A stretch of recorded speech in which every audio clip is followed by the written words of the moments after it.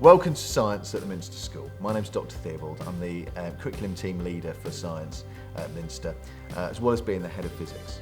Today I'd like to give you a brief overview of science at the Minster, as well as giving you an introduction to A-level physics and biology, at which point I'll hand over to Mrs. Burlington, who will do the same for A-level chemistry.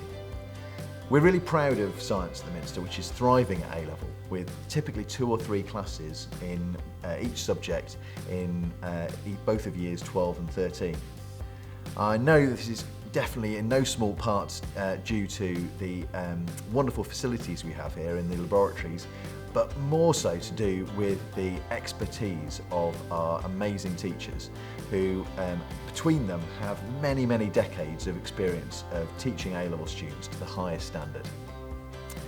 So today I'm going to give you a brief introduction to the subjects, but it is only brief. So if you've got any additional questions, please feel free to contact us via the email addresses below this video.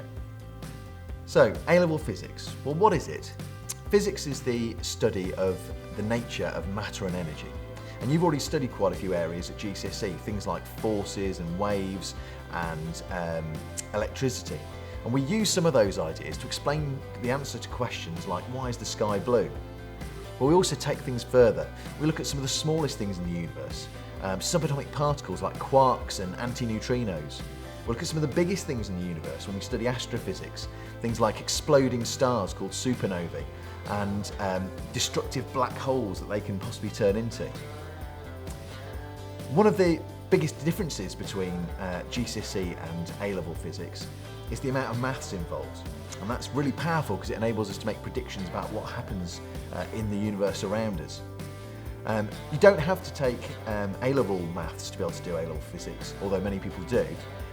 You just have to be very confident with your GCSE maths.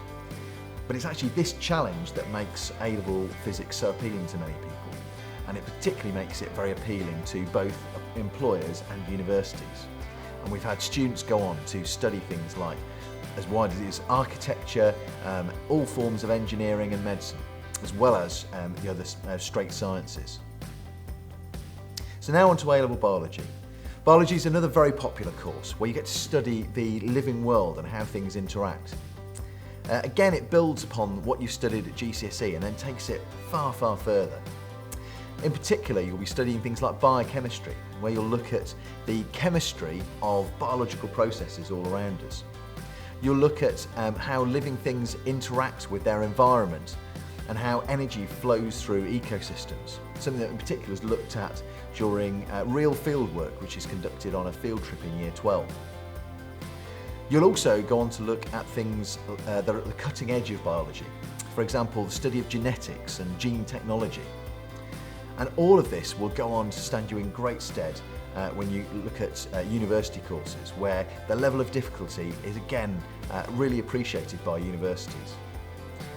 In particular, it will set you up for anything biologically related, for example, things like medicine. Many students really appreciate the fact that it's one of the sciences that stands very well as a standalone subject, but also pairs beautifully with the other sciences and maths. I'm now going to hand you over to Mrs. Burlington, who will tell you about A-level chemistry. Hello, my name is Mrs. Burlington and I'm Assistant Curriculum Team Leader for Science, Head of A-level Chemistry, and I'm going to talk to you today about A-level chemistry. So the first thing is, what is A-level chemistry?